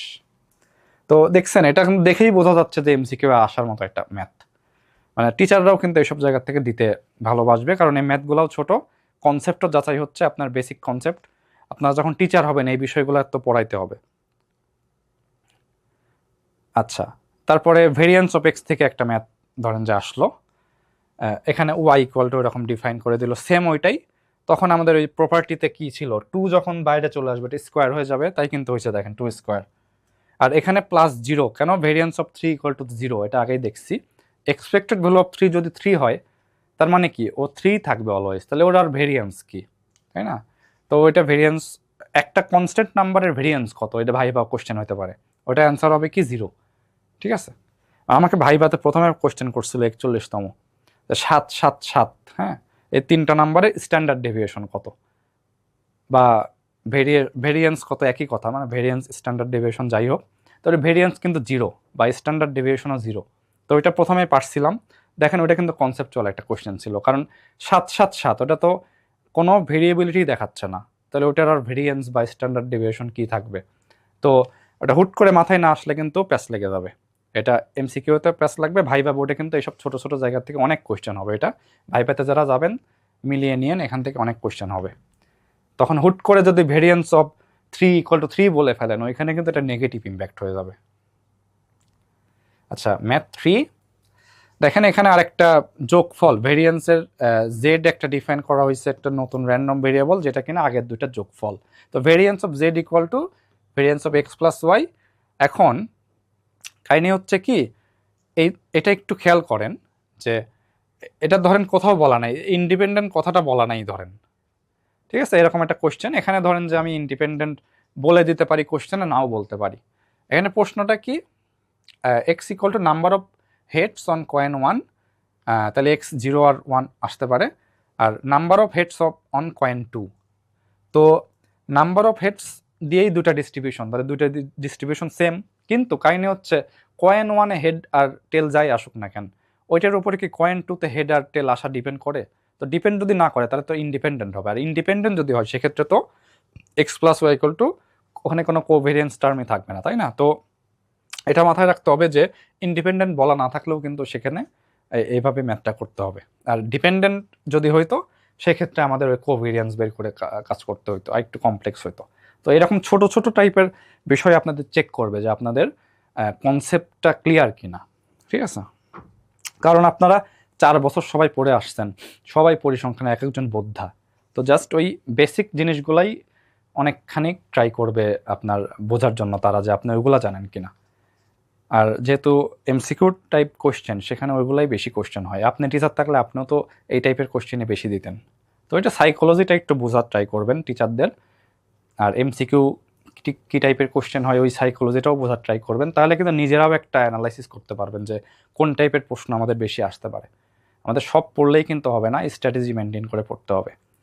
আচ্ছা, প্রবাবিলিটি ডিস্ট্রিবিউশন, একটা প্রবাবিলিটি ডিস্ট্রিবিউশনটা আসলে কি? It tells us how the probabilities are spread out over possible outcomes of a random variable. তো র্যান্ডম ভেরিয়েবল বিভিন্ন রকম ভ্যালু নেয় না, ওই র্যান্ডম ভেরিয়েবল এই যে বিভিন্ন রকম ভ্যালুগুলো নিচ্ছে তার তো একটা প্রবাবিলিটি আছে, তাই না? ওই প্রবাবিলিটিটা স্প্রেড আউট কীভাবে থাকে সেটাই হচ্ছে প্রবাবিলিটি ডিস্ট্রিবিউশন, ঠিক আছে? তাইলে কি, যে over possible outcomes of a random variable, random ভেরিয়েবলসের যে পসিবল আউটকামের সাথে কী কী ধরনের প্রবাবিলিটি থাকবে সেটাও আমরা জানি। তো প্রবাবিলিটিটা কীভাবে স্প্রেড আউট থাকবে এটা আমরা উদাহরণ দেখলে একটু বুঝতে পারবো। দুইটা মেন টাইপ থাকবে, ডিসক্রিট আর হচ্ছে কন্টিনিউয়াস। ডিসক্রিটের ক্ষেত্রে আমরা কি জানি যে ডিস্ট্রিবিউশনের ক্ষেত্রে বাইনোমিয়াল, জিওমেট্রিক, হাইপার জিওমেট্রিক, আর কন্টিনিউয়াস এর ক্ষেত্রে আমরা নর্মাল ডিস্ট্রিবিউশন থাকে, বেটা ডিস্ট্রিবিউশন, এক্সপোনেনশিয়াল ডিস্ট্রিবিউশন থাকবে। আচ্ছা, একটা উদাহরণটা দেখি, দেখেন যে প্রবাবিলিটি ডিস্ট্রিবিউশন টেবিল যেটা, সেটা দেখলে ক্লিয়ার হয়ে যাবে। আমাদের ভ্যালু এই যে এক্স, এই যে 1 পাবো, এইটার প্রবাবিলিটি 1/6। এই যে অনেকগুলো ভ্যালু আছে না, এই র্যান্ডম ভেরিয়েবল কী কী ভ্যালু নিতে পারে 1 থেকে 6, আর র্যান্ডম ভেরিয়েবলের ওই ভ্যালুগুলো নেওয়ার প্রবাবিলিটি কত এই যে এগুলো না, এই যে প্রবাবিলিটি আর স্প্রেড আউট বললাম না, প্রবাবিলিটি স্প্রেড আউট করে বিভিন্ন ভ্যালুর জন্য, এইটাই প্রবাবিলিটি ডিস্ট্রিবিউশন টেবল, মানে প্রবাবিলিটি ডিস্ট্রিবিউশনের বেসটাই আসলে এইটা। আচ্ছা আচ্ছা, আরেকটা কি, জেন্ডার অফ এ নিউবর্ন, সেখানে একটা র্যান্ডম ভেরিয়েবল ওয়াই, ওটা কী হবে, gender of a baby, possible values boy আর গার্ল, প্রবাবিলিটি অফ বয় এটা ধরেন দেওয়া আছে, এটা গার্ল দেওয়া আছে এটা, তাইলে কি হবে যে ওয়াইয়ের ভ্যালু হলে কি বয় আর হচ্ছে গার্ল দুইটা হইতে পারে, আর প্রবাবিলিটি অফ ওয়াই ওইরকম দুইটা ওয়াই, এই যে ওই র্যান্ডম ভেরিয়েবল কী কী ভ্যালু ইনটেক করতে পারে এবং তাদের এই যে প্রবাবিলিটিগুলো এই যে স্প্রেড আউট করে দিলাম, এইটাই প্রবাবিলিটি ডিস্ট্রিবিউশন। আচ্ছা, so a probability distribution is simply a লিস্টকে ফাংশনও বলা যায়, that gives probabilities to each possible outcome of a random variable. ঠিক আছে, এই দুটো লাইন দেখেন, এটা কিন্তু মানে যা যা এখন আমরা বললাম সব কিছু কিন্তু এটা বুঝতে পারার কথা এই লাইনে যা আছে। আচ্ছা, প্রবাবিলিটি আমরা হচ্ছে কয়েকটা জিনিস শিখবো এখন, প্রবাবিলিটি মাস ফাংশন তার ভিতরে একটা, এগুলার এই প্রপার্টিগুলা, তারপর হচ্ছে এটার যে রিয়েল লাইফ এক্সাম্পলগুলা, এটার ফর্মুলাগুলা একটু বুঝতে হবে, মুখস্থও রাখতে হবে, সরাসরি এখান থেকে কোশ্চেন কিন্তু হইতে পারে যে প্রবাবিলিটি মাস ফাংশনটা কোন ভেরিয়েবলের জন্য ব্যবহার হয়, র্যান্ডম নাকি কন্টিনিউয়াস, তারপরে এটা আসলে প্রপার্টিটা কি, নিচের কোনটি PMF এর প্রপার্টি, তো এরকমভাবে আমাদের কোশ্চেন কিন্তু হইতে পারে।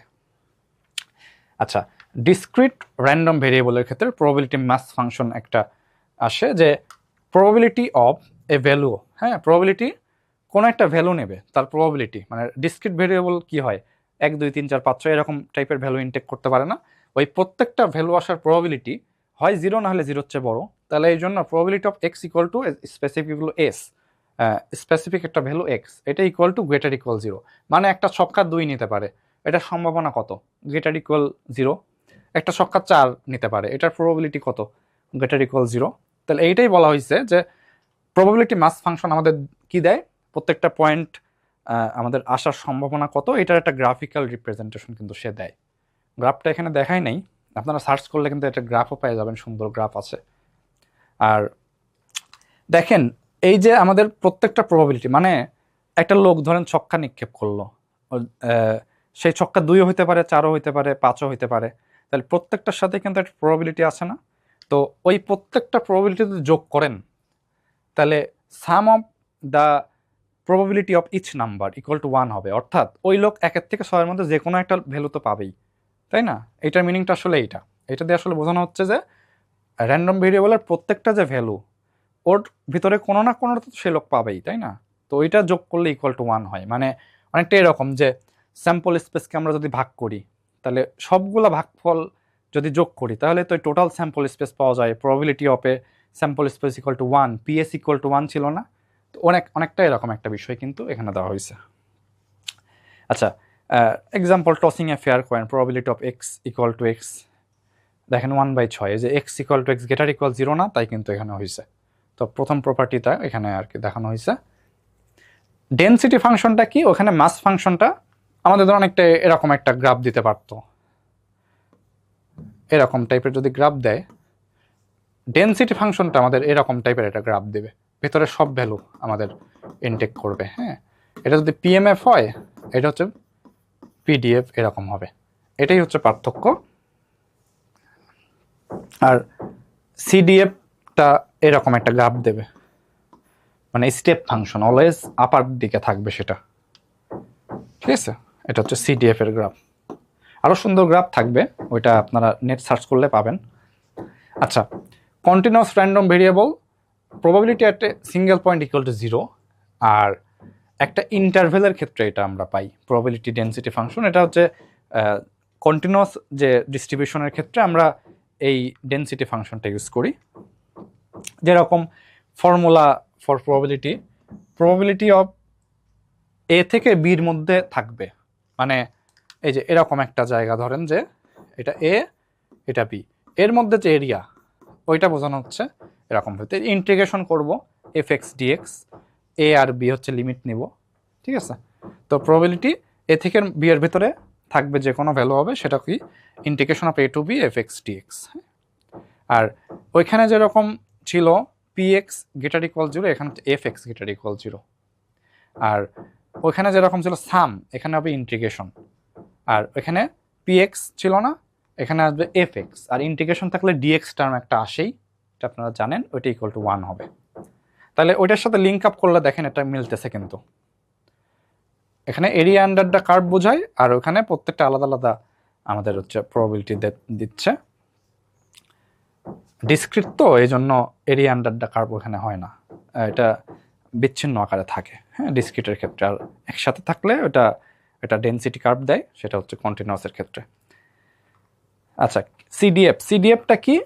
সিডিএফ হচ্ছে একটা র্যান্ডম ভেরিয়েবলের সিডিএফ মানে কি বোঝানো হয়, যে probability of x less equal x, মানে কি যে কোনো একটা নির্দিষ্ট পয়েন্টের থেকে নিচের একটা পয়েন্ট আসার প্রবাবিলিটি, এটা হচ্ছে কিউমুলেটিভ ডিস্ট্রিবিউশন ফাংশন বা সিডিএফ। এটা আবার দুইটার ক্ষেত্রে কাজে দেয়, যে ডিসক্রিট কন্টিনিউয়াস দুইটা র্যান্ডম ভেরিয়েবলের ক্ষেত্রেই কাজে। আর এটা মাথায় রাখতে হবে, এটা নন ডিক্রিজিং, এটা অলওয়েজ মান বেশি হবে। আর এটা একটা স্টেপ ফাংশন, মানে ধাপে ধাপে এটার মানটা উপরে উঠবে। এই বিষয়গুলো যে বলতেছি এটা কিন্তু একদম মনে রাখতে হবে, এইগুলোর থেকে খুব সুন্দর সুন্দর এমসিকিউ করা যায়। নিচের কোনটি সিডিএফ এর প্রপার্টি, স্টেপ ফাংশনটা অ্যান্সার হবে ওখানে, কিন্তু আবার এই যে এখান থেকে কয়েকটা প্রপার্টি দিয়ে দিতে পারে, ওটা কিন্তু অ্যান্সার হবে না। আবার নন ডিক্রিজিং ফাংশন, ওটাও কিন্তু অ্যান্সার হতে পারে। অ্যাজ এক্স ইনক্রিজেস, এক্স এর ভ্যালু যখন বাড়বে, এফ এক্স নেভার ডিক্রিজেস।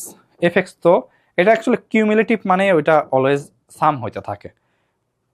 যে 5টা মানুষের ইনকাম বের করবেন, প্রথম মানুষের ইনকাম প্রথমে একটা নিলেন, দ্বিতীয় মানুষের ইনকাম যখন থাকে তখন কিউমুলেটিভ কি হয়, প্রথম আর 2 মিলে একটা কিউমুলেটিভ হয়। 3 নম্বর মানুষের ইনকাম যখন আসে তখন 1, 2, 3 মিলে একটা কিউমুলেট হয়। তো এইখানেও কিন্তু সেটাই হয়েছে, যে বিভিন্ন প্রবাবিলিটি আসতেছে এবং সেটা যোগ হইতে থাকতেছে। আচ্ছা, এই যে বিকজ প্রবাবিলিটিস অ্যাকিউমুলেট, মানে যোগ হইতে থাকে। এই যে এটা দেখেন যে f(3), এখন দেখলে আর একটু ক্লিয়ার হবে। f(3) দিয়ে আসলে সিডিএফ বোঝানো হয়েছে। f(3) মানে কি, probability of x less equal to 3, মানে 3 এর নিচে যতগুলো প্রবাবিলিটি। এটা কখন হয়, যখন প্রবাবিলিটি 1, 2, 3 আমরা যখন যোগ করি। আর এটার মানে আসলে কি, probability of a less than b, তার মানে তখন কিন্তু আমরা আবার এফ এ লেস ইকুয়াল। আচ্ছা, এটা বাদ দেন, আগে এটা বোঝেন। f(3) সেক্ষেত্রে 1, 2, 3 যা, ওই 3টা যোগ করবো। f(4) যদি হইতো 1, 2, 3, 4 যোগ করতাম, মানে probability of x less equal 4 হইতো। ওরকমভাবেই আমরা যখন এক্স থাকে, এক্স লেস ইকুয়াল, ওই এক্স এর ভ্যালুর জায়গায় এখানে 3 বসালে এখানেও 3 হবে, এক্স এর ভ্যালুর জায়গায় আমরা যাই বসাই এখানেও সেটা হবে, এইদিকেও সেটা হবে।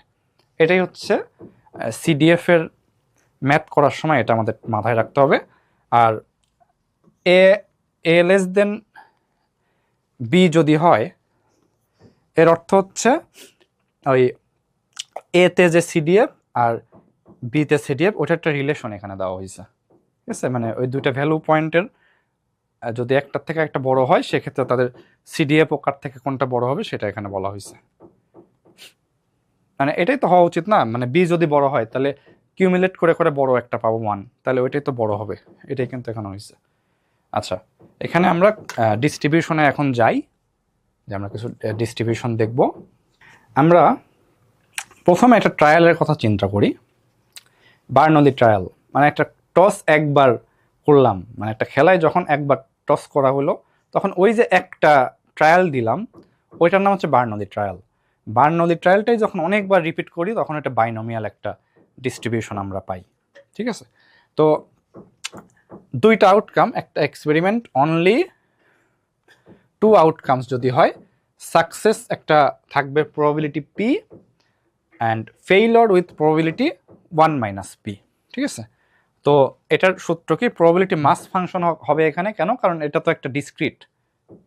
আমি একটা মুভি দেখছিলাম, কোনটা যেন, যে হেড আর টেল কিছুই আসে নাই, সে জাস্ট কয়েন মারছে, দুইটা নায়কের ভিতরে নায়িকা একজনকে বাছাই করবে, তো কয়েন টস করছে, কয়েন হেডও আসে নাই টেলও আসে না, অমনি দাঁড়ায় আছে। তো এটা বলিউডের মুভিতে এটা হয়, তো বাস্তবে এটা হবে না। বার্নলি ট্রায়ালে যে কোনো একটা তো মান আসবে, তাই না। তো ওখানে সাকসেস আর ফেইলর যাই আসুক না কেন, probability of X equal to x, মানে কোনো একটা মান আসার যে প্রবাবিলিটি সেটা P x one minus P one minus x, এটা হবে। আর এখানে এক্স এর মান 0 আর 1 যে কোনো কিছু হতে পারে, মানে যদি সাফল্য হয় এক্স ইকুয়াল টু 0 বসাবেন, ব্যর্থতা 1 হয়, তাহলে সেক্ষেত্রে ওইটা মানে যেটা আপনি ডিফাইন করবেন, ঠিক আছে। আচ্ছা, মিন ভ্যারিয়েন্স সেক্ষেত্রে এক্সপেক্টেড ভ্যালু অফ এক্স, এটা হচ্ছে বার্নলি ট্রায়ালের যে মিনটা, ওইটা হচ্ছে যে অ্যাসাইন যে প্রবাবিলিটি আছে সেইটা, আর ভেরিয়েন্সটা হবে ওই যে P into one minus P, মানে সাফল্য আর ব্যর্থতার যে গুণফল ওইটাই তার ভেরিয়েন্স বার্নলি ট্রায়ালের ক্ষেত্রে। আচ্ছা, এখন এখান থেকে এই যে একটা এক্সাম্পল দেখেন যে কয়েন টস করা হয়েছে, তার probability 0.5, probability that x equal to 1, সেক্ষেত্রে সেটা হবে কি 0.5। আর এক্স ইকুয়াল টু 1 0.5 কেন হলো, যে এখানে মান বসাই দিতে পারেন P x in 1 minus P into 1 minus x, এখানে পি কত 0.5 না, এই যে 0.5, আর এক্স কত, এক্স ইকুয়াল টু 1 যখন হচ্ছে হেড হবে তাহলে এটা 1, আর 1 মাইনাস 0.5 ওইটা কত, যখন সূত্রে 1 মাইনাস পি মানে 0.5 তাহলে ওইটাও তো 0.5, আর এক্স এর মান তো 1, তাহলে এটা কি হবে 1 মাইনাস 1, সেক্ষেত্রে ভ্যালুটা কি উপরে 0 হয়ে যাচ্ছে, তাহলে 0.5 ইন্টু 1, আর এখানে 0.5 ইন্টু 0, কোনো কিছুর উপরে 0 থাকলে ওইটাকে আমরা 1 লিখতে পারি না, তাহলে শেষমেশ এটা আমাদের আসতেছে, দেখেন এই যে 0.5 আনসার। এক্স ইকুয়াল টু 0 হলেও কিন্তু এরকম আসবে। এক্স ইকুয়াল টু 0 হওয়ার অর্থ কি, সেক্ষেত্রে এইটা কিন্তু 0 চলে আসবে আর এইটা 1 হবে, তার মানে আমাদের দিচ্ছে কি যে 1 যদি সাফল্য হয়, সাফল্যের সাইড থেকে আমরা 1 পাচ্ছি, আর 0 যদি ব্যর্থতা হয় তাহলে সাফল্যের সাইড থেকে 0 হয়ে 1 মাইনাস পির সাইড থেকে আমরা ওইখানে 1 পাচ্ছি, মানে এই সাফল্য ব্যর্থতার মানের ভিত্তিতেই কিন্তু এই প্রবাবিলিটির সূত্র 1 আসতেছে সেখান থেকে। আর 0.5 অ্যান্সার আসলো, এটাই কিন্তু এক্সপেক্টেড ভ্যালু অফ এক্স, এই যে মানে ওই যে প্রবাবিলিটি যেটা আছে ওইটাই কিন্তু শেষে আসে, এই জন্য ইএক্স ইকুয়াল টু পি হয়েছে। এটা ইনটিউশনটা বুঝতে পারছেন, মানে এগুলো তো আমরা দেখা যাচ্ছে থিওরাম দিয়ে প্রুভ করতে পারি, কিন্তু নিউমেরিক্যাল এক্সাম্পল দিলে কিন্তু অটোমেটিক আমাদের বোঝা যায় যে কনসেপ্টটা, যে কেন এটা এক্সপেক্টেড ভ্যালু অফ এক্স আসলো। আচ্ছা, বাইনোমিয়াল ডিস্ট্রিবিউশন, সেটা কি repeated independent Bernoulli trials, N trials যদি আমরা নেই, each trial has success probability P, এখন এক্স ইকুয়াল টু কে, পিএমএফটা এক্স ইকুয়াল টু, ওইখানে কি ছিল একটা এক্স ইকুয়াল টু একটা এক্স লিখছিলাম, এখানে বার্নলি ডিস্ট্রিবিউশনের ক্ষেত্রে একটা মাথায় রাখতে হবে এন চুজ কে নামে একটা টার্ম আসবে, এনসি কে যে আমরা পারমুটেশন কম্বিনেশন যে শিখছি, কম্বিনেশন মানে এন সংখ্যক জিনিস থেকে কে সংখ্যক জিনিস বাছাই করে নেওয়া, মানে ধরেন যে 3C2, ঠিক আছে, তো 3টা জিনিস থাকে তার থেকে 2টা জিনিস বাছাই করে নেওয়া, এরকম যে কম্বিনেশন যে ফর্মুলা ওইগুলা প্রয়োগ করে এই এখানে মান বের করতে হবে। আর বাদ বাকি সূত্র দেখেন কে, আর এখানে এন মাইনাস কে আসছে, আর ওখানে পি ছিল, এখানে NP variance of x NP, দেখেন ওই বার্নলির সাথে মিল আছে, কিন্তু ওখানে একটা ছিল তো এখানে যে এন সংখ্যক এই জন্য এন আসতেছে, আর কোনো পার্থক্য নেই। একটা এক্সাম্পল, এইগুলা কিন্তু খুবই কি বলে যে ছোট ছোট এক্সাম্পলগুলো বেশি important. Toss 3 coins probability of exactly 2 heads, মানে একটা 3টা কয়েন টস করলাম, ঠিক আছে, তো 2টা হেড, বা একটা কয়েনে 3বার টস করলাম, 2টা হেড ইকুয়াল টু কত, এখানে n ইকুয়াল টু 3 কেন, কারণ 3টা কয়েন টস করতেছে, n ইকুয়াল টু 3, প্রবাবিলিটি 0.5 কেন, হেড আর টেল যে কোনো কিছু আসার সম্ভাবনা একই, আর কে ইকুয়াল টু 2, এক্স্যাক্টলি কতগুলো হেড পাবো ওইটাই হচ্ছে probability of X equal to 2, ঠিক আছে, তো 3 চুজ 2, এখানে জাস্ট সূত্রে মান বসায় দিব, এরকম একটা মান চলে আসবে। তাহলে কি fixed number of independent trials যখন থাকে তখন আমরা বাইনোমিয়াল ডিস্ট্রিবিউশন ব্যবহার করব। Fixed number of independent trials থাকলে আমরা কোন ডিস্ট্রিবিউশন ব্যবহার করব, বাইনোমিয়াল ডিস্ট্রিবিউশন। এরকমভাবে আমাদের ম্যাথ ছাড়াও কনসেপচুয়াল জিনিসগুলো আসতে পারে।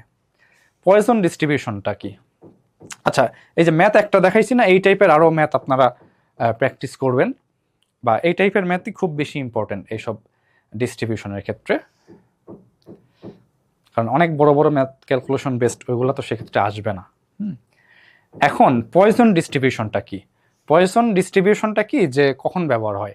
Number of occurrence in a fixed time or space, মানে কোনো একটা ঘটনা কতবার ঘটতেছে এই টাইপের যে ফেনোমেনা, ন্যাচারাল ফেনোমেনা যখন আমরা প্রেডিক্ট করি, বা কাউন্টিং ইভেন্টস ওভার টাইম, একটা নির্দিষ্ট টাইমে কাউন্টিং ইভেন্টস, মানে এই ধরেন যে এই এই টাইমে কয়টা বাজ গেল এখান দিয়ে, তাহলে ওই যে কাউন্টিং ইভেন্টস আসলো, কাউন্টিং করার সময় আমরা পয়জন ডিস্ট্রিবিউশন ব্যবহার করি। তো poison distribution events happen independently and rarely, মানে যদি 1 মিনিটে 10টা বাস যায় ওই রকম ক্ষেত্রে আমরা ব্যবহার না করে, ধরেন যে কানাডার কোনো একটা প্রত্যন্ত অঞ্চলে যে 1 মাস ধরে 2টা বাস গেল, বা 1 বছর ধরে 3টা কার গেল কোনো একটা রাস্তা দিয়ে, তো ওই রকম যখন রেয়ার ইভেন্ট হয় আর ইন্ডিপেন্ডেন্ট ইভেন্ট হয়, মানে প্রথম বাস গেল ওটার সাথে সম্পর্ক নাই পরের বাস যাওয়া, এই টাইপের ইভেন্ট যখন হয় সেক্ষেত্রে পয়জন ডিস্ট্রিবিউশন আসে। মানে ইভেন্টগুলা রেয়ারও হইতে হবে, ইভেন্টগুলা ইন্ডিপেন্ডেন্টও হইতে হবে, বুঝছেন? তো পিএমএফটা একটু অদ্ভুত আচরণ এখানে। পয়জন ডিস্ট্রিবিউশনটা আছে, expected value minus lambda, lambda to the power K, K factorial. আর এটার এখন কাহিনী হচ্ছে যে এখান থেকে কেমনে এগুলো আসলো। এখন যেহেতু আমাদের শর্ট টাইম, অনার্স লেভেলের মতো এগুলার মুখস্থ বা বুঝে হলেও এই জায়গা থেকে যে কীভাবে এগুলো প্রডিউস করতে পারি সেটা আমাদের এখন শেখার দরকার নেই। আপাতত আমরা জাস্ট শিখে রাখবো ডিস্ট্রিবিউশনের সূত্রটা, ওটার মিন আর ভেরিয়েন্সগুলো শিখে রাখবো, যাতে ম্যাথ আসলে পরে আমরা কিন্তু এটা করতে পারি। ঠিক আছে, এটাই আমাদের পারপাস সার্ভ হবে।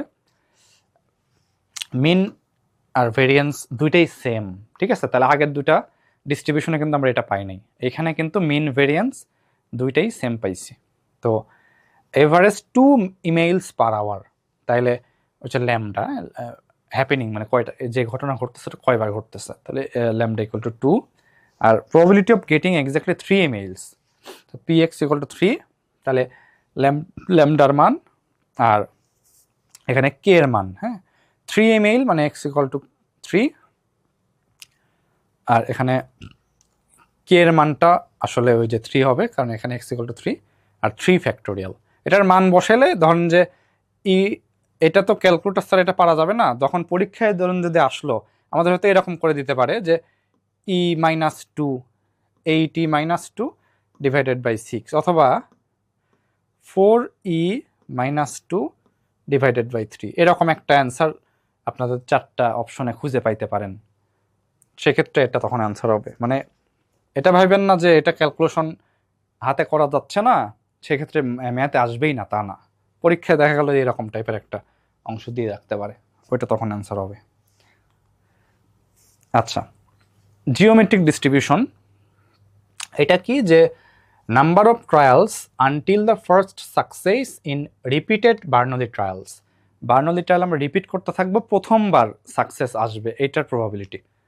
ট্রায়ালটা আমরা চালাতেই থাকবো অনন্তকাল পর্যন্ত, প্রথম সাকসেস আসা পর্যন্ত অপেক্ষা করব।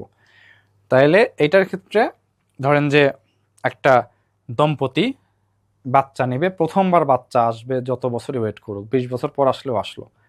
বা একটা স্টুডেন্ট পরীক্ষা দিতেই থাকতেছে বিসিএস, প্রথমবার সফল হলো 5 নাম্বার বিসিএসে যায়। তো ওই টাইপের যে ডিস্ট্রিবিউশন ওইটাই হচ্ছে জিওমেট্রিক ডিস্ট্রিবিউশন। অ্যান্ড এই geometric distribution probability of X equal to X, X equal to K, এটা সূত্রটা হচ্ছে এভাবে আমরা লিখি 1 - p k - 1 into p, expected value of x 1/p, variance of x 1 - p divided by p square. এটা মাথায় রাখতে হবে। একটা সরাসরি সূত্র আসতে পারে কিন্তু পরীক্ষায়, এমন না যে আসবেই না, আসতেও পারে। আর ম্যাথে এটা কাজে লাগতে পারে, এগুলো যদি ম্যাথ আসে, সেক্ষেত্রে ছোটো ছোটো ম্যাথ যদি আসে ভেরিয়েন্স বের করতে বললো। আচ্ছা, probability of first head on the third toss, তৃতীয় টসে প্রথম হেড আসবে, এটার প্রবাবিলিটি কত? তাইলে ধরেন টস করতেছেন 3 নাম্বার বারে আমরা হেড পাবো, ঠিক আছে? একটা কোনো একটা ক্যাপ্টেন ক্রিকেটে আমরা এটা তার করবো, সেটা কি যে কয়েন টস পি 0.5 আর 1 - p ওটাও 0.5, আর 2 থেকে আসছে, এটা হচ্ছে কি k-1, তৃতীয় টস তো, তাহলে 3 - 1, এই জন্য 2, তাহলে 0.5 টু দি পাওয়ার 3, এটা মানে 0.125। তাহলে looking for waiting time until first success, এই টাইপের বিষয় যখন হয় সেক্ষেত্রে আমরা জিওমেট্রিক ডিস্ট্রিবিউশন ইউজ করি। আর হাইপার জিওমেট্রিক কখন হয়? যখন স্যাম্পলিংটা ফাইনাইট পপুলেশন থেকে করতেছি উইদাউট রিপ্লেসমেন্ট। মানে আমরা একটা জিনিস নিলাম, একটা জায়গা, একটা বাক্সে অনেকগুলো বল আছে, এই একটা বল নিয়ে নিলাম, ওইখানে ওই অবস্থাতেই থাকলো, রিপ্লেস করলাম না ওই বলে, আর ওই বাক্সে আর কোনো বল রাখলাম না, আর আবার একটা বল নিলাম, তাহলে বলের সংখ্যা কমে যাচ্ছে না? তো ওই টাইপের ডিস্ট্রিবিউশন যখন হয় তখন হাইপার জিওমেট্রিক ডিস্ট্রিবিউশন হয়। কিন্তু রিপ্লেসমেন্ট কখন হবে? যখন একটা বল নেওয়ার পরে আর একটা বল ওখানে রিপ্লেস করে রেখে দিলাম, তখন কিন্তু সেটা রিপ্লেসমেন্ট হয়ে যায়। তো এখানে কি এটা উইদাউট রিপ্লেসমেন্ট হচ্ছে। আচ্ছা, এন আইটেমস থাকে, কে সাকসেস আর এন মাইনাস কে আর ফেইলর। তাহলে probability of X equal to K equal to এই যে ফর্মুলাটা এইভাবে আমরা ডিফাইন করি, N choose K, N minus K N choose N. এখান থেকে কিন্তু ছোট ছোট অনেক ম্যাথ আসার মতো, এখান থেকে ম্যাথ আসতে পারে। এটা আসলে ভেরিয়েন্স দরকার নাই, হ্যাঁ, শিখে রাখতে পারেন, কিন্তু এগুলো ভেরিয়েন্স থেকে এখানে আসবে না, আসার সম্ভাবনা খুবই কম। আর যদি শিখে রাখতে চান শিখে রাখেন, কাটাটা বাদ দিয়ে দিলাম, কাটা দেখলে অনেকে শিখেই না, তো এটা মুখে বললাম। আচ্ছা, এক্সাম্পলটা একটা দিলাম যে একটা পাত্রে 10টা বল আছে, তার ভিতরে 4টা রেড 6টা ব্লু, 3টা বল আমরা চুজ করব, সেই বলের ভিতর probability of getting exactly 2 red বলস, হ্যাঁ, এখানে এক্স্যাক্টলি 2 রেড বলস হবে, এক্স্যাক্টলি 2 রেড বলস, হ্যাঁ।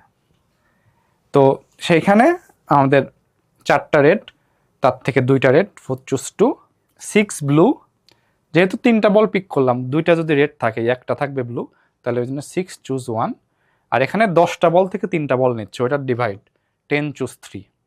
দেখছেন, এখন ওই সূত্রটা যতই বিদঘটে লাগুক, ম্যাথে দেখেন আসার পরে কিন্তু ইজি লাগতেছে বিষয়টা। এটাই লজিক্যাল না যে এক্স ইকুয়াল টু 2 হওয়ার সম্ভাবনা কত, টোটাল যে এটাতে ভাগ করলাম, আর ওরা আলাদা আলাদাভাবে কতগুলো আসতে পারে সেটা আমরা কম্বিনেশন দিয়ে বের করলাম। এখন এই যে কম্বিনেশনের সূত্র দিয়ে আমরা মান বসায় দিলে এরকম একটা ভ্যালু পাবো, এবং এটার থেকে ইনটিউশনটা যে স্যাম্পলিং উইদাউট রিপ্লেসমেন্ট এখানে হবে, এটা মাথায় রাখতে হবে। আচ্ছা, তো নর্মাল ডিস্ট্রিবিউশন এরপরে আমরা একটু শিখি। নর্মাল ডিস্ট্রিবিউশনটা কি? একটা কন্টিনিউয়াস প্রবাবিলিটি ডিস্ট্রিবিউশন, এটা symmetric and bell shaped curve দেবে আমাদের।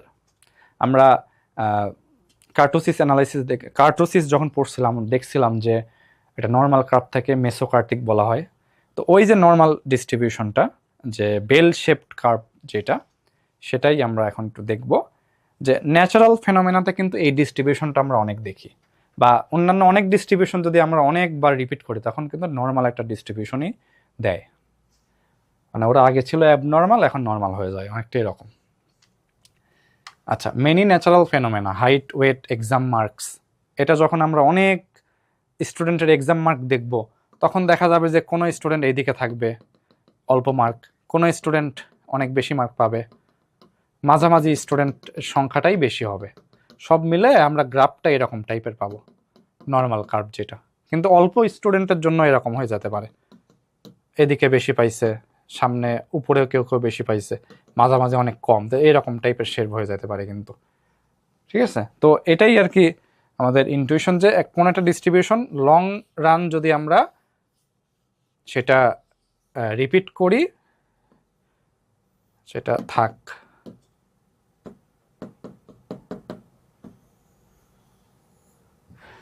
লং রান রিপিট করলে সেটা আমাদের নর্মাল ডিস্ট্রিবিউশনের মতো এটা আচরণ করবে। মিউ আর সিগমা এটা হচ্ছে তাদের প্যারামিটার, আর হচ্ছে ফাংশন অফ এক্স, এই যে বিদঘুটের সূত্রটা E to the power X minus mu whole square divided by 2 sigma square. তা প্রপার্টিসগুলো একটু দেখবো, যে সিমেট্রিক অ্যাবাউট মিউ, মিনের সাপেক্ষে দুই পাশে সমান, আর total area under the curve 1 হবে, আন্ডার দ্য কার্ভের টোটাল এরিয়াটা 1 হবে, 68, 95, 99.7 এই রুলটা ফলো করে, অর্থাৎ 1 সিগমা লিমিটের ভিতর 68% এটা থাকবে। এখানে মিউ ধরেন যে এখানে আছে এটা সিগমা, হ্যাঁ, 1 সিগমা লিমিটের ভেতরে এর ভিতরে 68% ডেটা। আবার হচ্ছে 2 সিগমা লিমিট, দুই পাশের থেকে 2 সিগমা লিমিট যদি হয় সেক্ষেত্রে আমাদের ডেটাটা 95% থাকবে। আর 3 সিগমা লিমিট পর্যন্ত যদি নেই তাহলে 99.7% থাকবে। এই বিষয়গুলো আমাদের এই নর্মাল ডিস্ট্রিবিউশনের প্রপার্টিসের ভিতরে আমরা পাবো। এটার মিন আর ভেরিয়েন্স, হ্যাঁ, এটা একটু মাথায় রাখবেন। when data is continuous, symmetric and naturally occurring, সেই ক্ষেত্রে আমরা নর্মাল ডিস্ট্রিবিউশনটা পাই। এই ক্ষেত্রে নর্মাল ডিস্ট্রিবিউশনের ক্ষেত্রে একটা জিনিস মাথায় রাখতে হবে,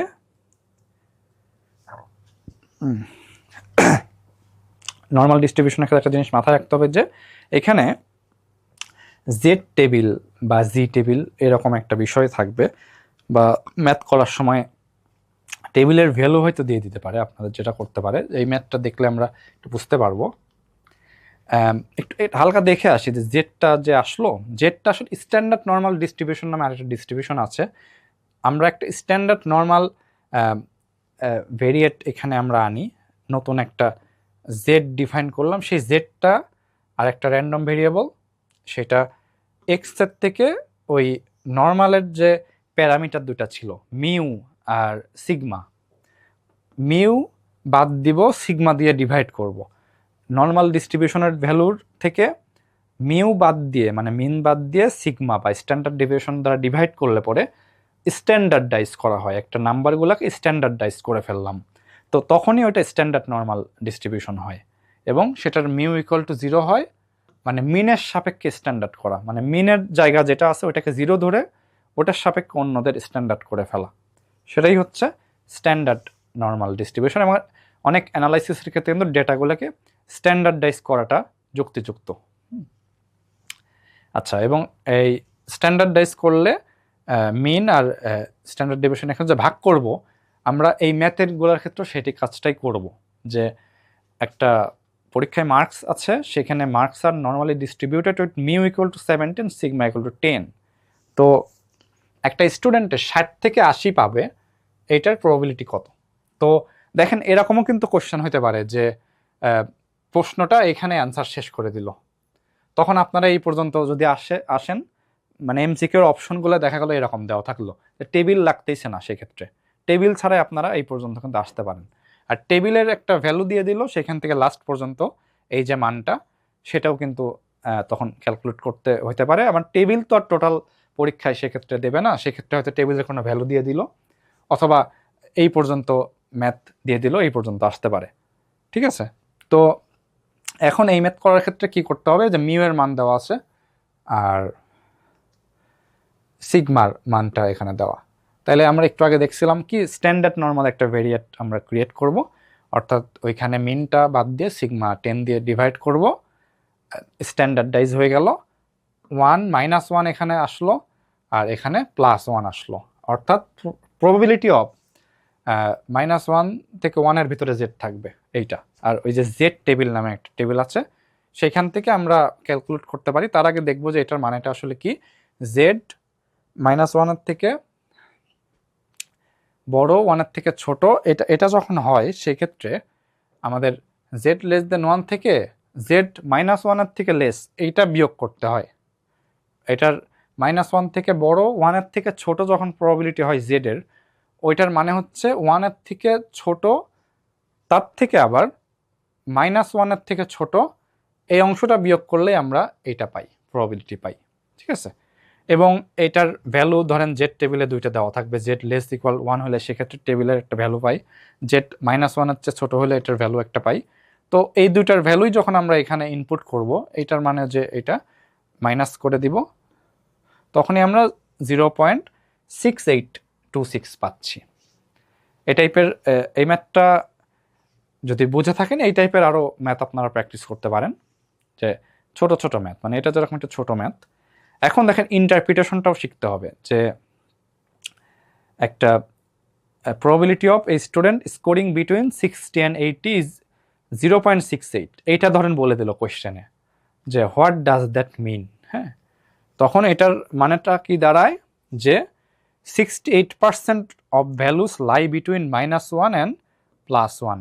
এই যে -1 আর +1-এর ভেতরে 68% ভ্যালু আছে, এটা কিন্তু প্রকাশ করতেছে এই ম্যাথটা। দেখেন আমরা একটু আগে দেখছি না, এই যে সিগমা প্লাস মাইনাস -1 +1-এর ভিতরে 68% ডেটা থাকবে।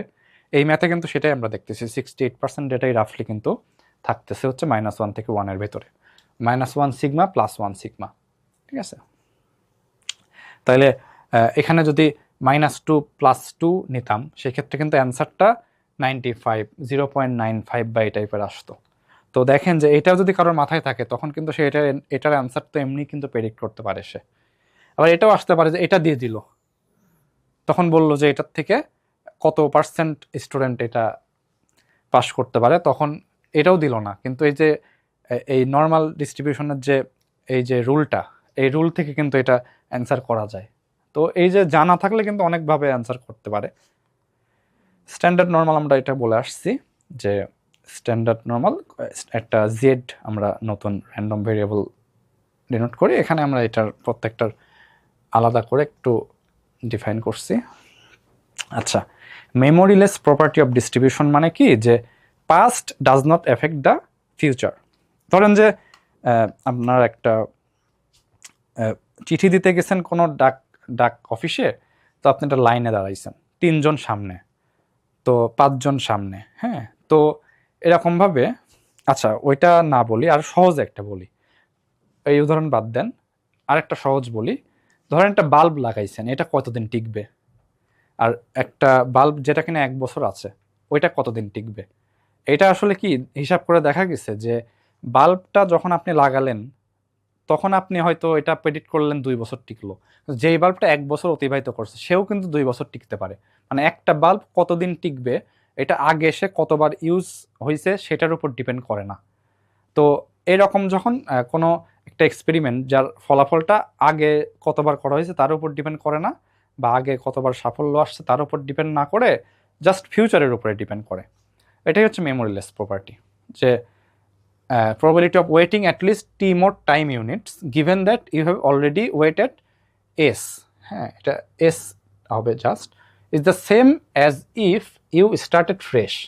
মানে আগে হচ্ছে s অতিবাহিত করে আসছেন, এখন হচ্ছে আপনি সেই নতুন থেকে শুরু করলে যা হয়তো, মানে একটা লাইট 2 বছর ব্যবহার হলেও সেটা নতুনের মতোই সামনে চলমান থাকতে পারে, এরকম যে প্রপার্টি এটা হচ্ছে মেমোরিলেস প্রপার্টি। এটা জাস্ট দুইটা ডিস্ট্রিবিউশন দেখায়, সেটা হচ্ছে জিওমেট্রিক ডিস্ট্রিবিউশন, মানে প্রথম সাকসেসটা কি আগে আপনি যাই করছেন তার উপর ডিপেন্ড করে না। কয়েন টসে প্রথমবার হেড পাবেন, আগের দুইটা ম্যাচগুলার হেড টেল যাই পান না কেন ওইটার উপর কিন্তু ডিপেন্ড করে না। বুঝছেন যে একটা ক্যাপ্টেন 7বার টস ফেল করছে, এর মানে 8বারে যে সফল হবেই, আর একটা ক্যাপ্টেন প্রথমবারে যে সফল হবে না তা কিন্তু বলা যায় না। একটা লোক প্রথমবারেও যেরকম একটা অবস্থায় থাকবে, 8মবারেও কিন্তু সে ওই রকম একটা অবস্থাতেই থাকবে, তার জন্য কিন্তু ওইটাই ফ্রেশ কন্ডিশন। আগের বার সে কয়টা জিতছে হারছে এসব ডিপেন্ড করে না। তো এটাই হচ্ছে আমাদের জিওমেট্রিক ডিস্ট্রিবিউশন, এবং এটা মেমোরিলেস প্রপার্টি দেয়। যে বলাও আছে যে ট্রায়ালস আনটিল ফার্স্ট সাকসেস আর ওয়েটিং টাইম লাইক বাসেস কলস, এটাও কিন্তু জিওমেট্রিক, মানে আগে বাস কখন আসছিল পরের বাসটা তার উপর ডিপেন্ড করে না, এটা কন্টিনিউয়াসে ছিল। এই দুইটা মেমোরিলেস প্রপার্টি দেখায়, এটা একটু মাথায় রাখতে হবে। আচ্ছা, যে কিছু ম্যাথ দেওয়া আছে এখানে, ওই যে মিউ এর মান, সেক্ষেত্রে আমাদের এই যে ভ্যালুটা দেখেন এখানেও কিন্তু -1-এর বিষয়টাই আসছে। আচ্ছা, ইএক্স ভিএক্স বের করতে বলছে বার্নলি ট্রায়ালে, এটার মান তো আমরা জানি, জাস্ট ওই সূত্রে মান বসায় দিবেন। এরকম টাইপের এমসিকিউ আসতে পারে, এখানে জাস্ট কিছু এমসিকিউ কী টাইপের আসতে পারে ম্যাথমেটিক্যাল বা কনসেপচুয়াল সেটা আমরা আলোচনা করছি। একটা আর্নে 10টা বল আছে, কে 4টা রেড 6টা blue, n = 3 without replacement. Without replacement মানে কিন্তু ওই যে hyper geometric. Find exactly 2 red. তো এরকম একটা ম্যাথ আমরা আগেও দেখাইছিলাম, এখানে জাস্ট মানগুলো চেঞ্জ করলে সেটা আবার আর একটা ম্যাথ হয়ে যাবে। আচ্ছা, এই যে মেমোরিলেস প্রপার্টির একটা ম্যাথ আছে এখানে, যে x be the number of trials until first success with p = 0.2 geometric distribution এখানে কি যে ফাইন্ড এক্স ইকুয়াল টু 3, তো ফাইন্ড এক্স ইকুয়াল টু 3 সূত্রে মান বসা দেওয়া হয়েছে জিওমেট্রিক ডিস্ট্রিবিউশনের ক্ষেত্রে, তখন এটা মান চলে আসছে। আর for geometric P of X greater than K, এটা equal to 1 minus P to the power K হয়, মানে কোনো একটা ভ্যালুর চেয়ে ওই ভ্যালুটা বড় আসার প্রবাবিলিটি 1 মাইনাস পি অফ যেই ভ্যালুটার থেকে বড় ধরতেছি সেইটা।